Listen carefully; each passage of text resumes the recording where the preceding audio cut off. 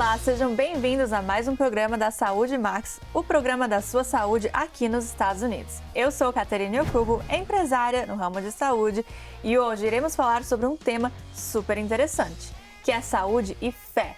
E para aprofundar no assunto, eu tenho aqui comigo ele, que é pastor desde os 18 anos de idade, casado, pai de 3 filhos, cantor e que cuida da fé de milhares de brasileiros aqui nos Estados Unidos, pastor Diego Araújo. Seja muito bem-vindo. Que honra, Caterine, estar aqui com vocês, privilégio estar aqui falando de um tema tão importante nos dias de hoje, na verdade, e que ele é totalmente interligado à questão espiritual das nossas vidas, que é a saúde. Com certeza. E pastor, a gente tem hoje também o nosso Léo, que é o nosso gringo, ele veio aqui, ó. Prazer! Então, vamos começar, né? Muitas vezes, falando nessa questão de espiritualidade, saúde, a gente ouve pessoas dizendo frases como Deus vai me curar, ou tá na mão de Deus. Mas, ao mesmo tempo, essas mesmas pessoas não cuidam da alimentação, não fazem exercícios, exames, evitam ir ao médico. O senhor acredita que as pessoas usam a fé como desculpa para não cuidar da própria saúde?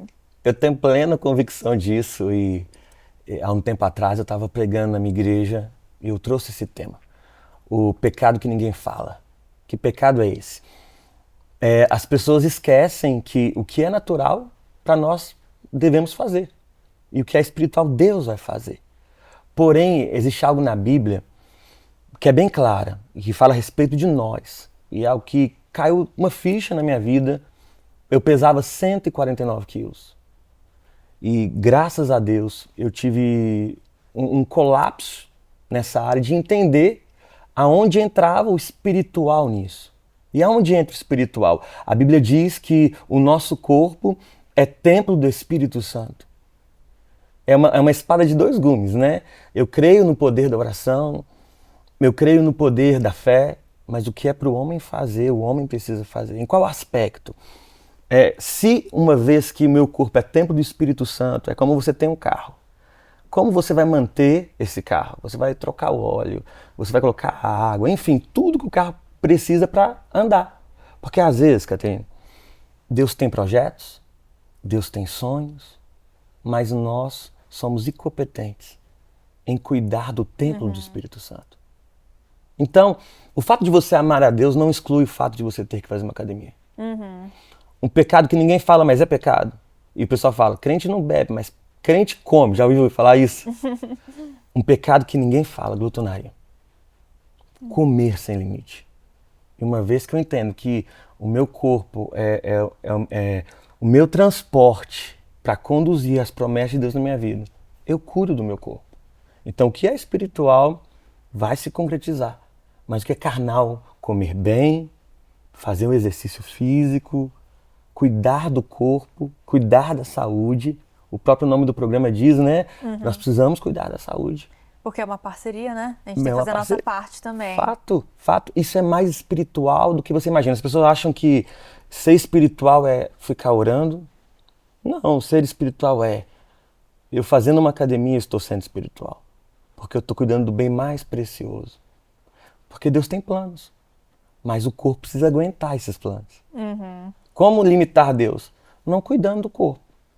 Porque às vezes Deus tem planos, mas você não vai conseguir chegar até lá. Porque você não cuidou do bem mais precioso, que é o corpo.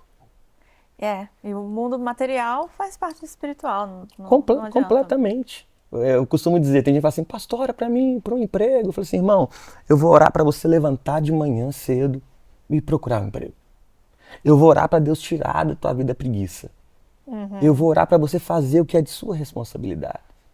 O anjo não vai descer para te levar para academia. A gente precisa romper os limites físicos. Porque se você propor para uma pessoa, você prefere estar de frente para um banquete ou numa academia? É tendencioso a gente fazer o quê? Banquete. Um banquete.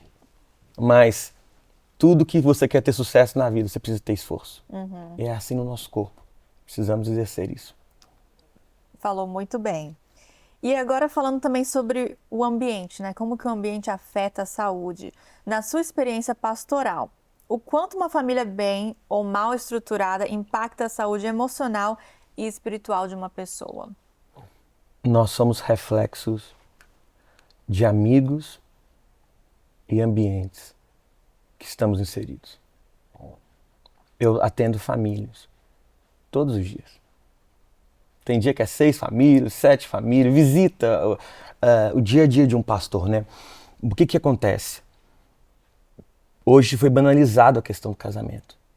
É fácil separar. Casa separa. Mas nós precisamos entender a saúde de um casamento. É necessário ter uma saúde no âmbito de ambiente dentro da casa. Como isso? A mulher preparar o ambiente para o marido e o marido preparar o ambiente para a esposa. O casamento hoje se tornou algo egocêntrico. As pessoas falam, eu casei para ser feliz. Você já ouviu falar essa frase? Uhum. Mas a verdade, se você quer ser feliz num casamento, você precisa entender que você não casou para ser feliz. Você casou para fazer seu cônjuge a pessoa mais feliz da Terra. O âmbito de cultura com os filhos. Qual é a escolha que você faz? São escolhas que nós fazemos dentro da nossa casa. Eu não consigo olhar para ele e não rir. Qual aspecto? A cultura que seu filho tem na tua casa e ver você como pai, como mãe, exercer, ele vai copiar. Uhum. Então, lares poluídos por palavras que o pai libera, são coisas sutis que acabam com a saúde de uma família. Obviamente, você nunca viu isso. Ligação, fala assim, fala que eu não tô. Bateu na porta, ó, fala que eu não tô. Mentiras. São culturas destrutivas. Se você mente para quem está batendo na porta, obviamente você vai mentir para o seu cônjuge. Uhum. Então, nós precisamos definir a base de um casamento sadio. E qual base é essa? A palavra de Deus. A Bíblia é algo incrível, que todos os assuntos que eu quero falar tem na Bíblia. Uhum. Se eu quero falar sobre a educação dos filhos, tem na Bíblia. Se eu quero falar sobre sexualidade, tem na Bíblia. Se eu quero falar sobre amar o próximo, a Bíblia fala que o homem deve amar a sua esposa como Cristo amou a igreja. Como Cristo amou a igreja? Entregando sua própria vida. Se necessário morrer, morreu. Então o marido deve amar. Se preciso morrer, morra. Então o casal deve servir um ao outro, né? Não é um amor egocêntrico. É um amor que compartilha, que cede. Existe um segredo que eu carrego no meu casamento, que eu quero até indicar para as pessoas que estão em casa agora, para dar certo um casamento. Não deixe as pendências para depois. E casamento não é para criança. Uhum. Casamento é para adulto. Ah, mas ela tá brava. Seja maduro. Não solte tudo agora. Os ânimos acalma. Sentem-se como 2 adultos e resolvam pelo bem da saúde no casamento, para viver o que Deus tem. E ter mais lógica, né, também, não deixar as emoções tomar o controle. A gente tem que entender a diferença do homem e da mulher. A mulher, ela é mais alma, ela é mais sentimento. O homem é mais racional. É como, por exemplo, se o homem ele não for maduro e a mulher não for madura para identificar os tatos, as facilidades que cada um tem, se frustra. Por quê? Um vai ficar atropelando o outro. E os maiores conflitos em casamentos são a mulher querer tomar o papel do marido. E o marido querer tomar o papel da mulher. É igual lá em casa, vou te dar um exemplo. Uhum. Cor de parede, quem escolhe? A mulher. É a minha esposa. Às vezes eu falo, não gostei dessa cor. Mas aí eu falo, mas você quer a mulher da casa. Quem mantém a casa, quem trabalha, quem vai dar diretriz nesse aspecto? O homem. O homem é o provedor. É o homem que quando fala assim para a criança, para. Às vezes a mãe fala 10 vezes. Mas a criança não escuta. Mas quando a mãe fala assim, psst, na hora é estabelecido o controle. E hoje em dia fica meio complicado, né? Porque as mulheres estão mais independentes, elas estão trabalhando mais. Então, né, tem uma diferença. Há uma crise, né? Eu não creio que a mulher quer tomar o lugar do homem. Mas o homem é culpado por isso. O homem perdeu seu papel ao longo do tempo. A gente não vê homens raízes. Eu ouvi um barulho lá fora. Quem vai? É o homem ou a mulher? O homem. Mas em muitos casos, O homem tem medo da barata. Né? E aí o que faz? A mulher toma uma posição e ela cria caça que não precisava. A mulher sensível, a mulher que cuida do lar, mas por causa da ausência de um homem que joga no peito e fala assim, tô aí.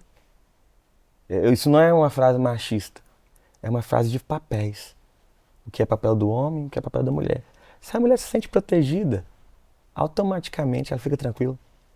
Não precisa exercer o papel do homem. Verdade.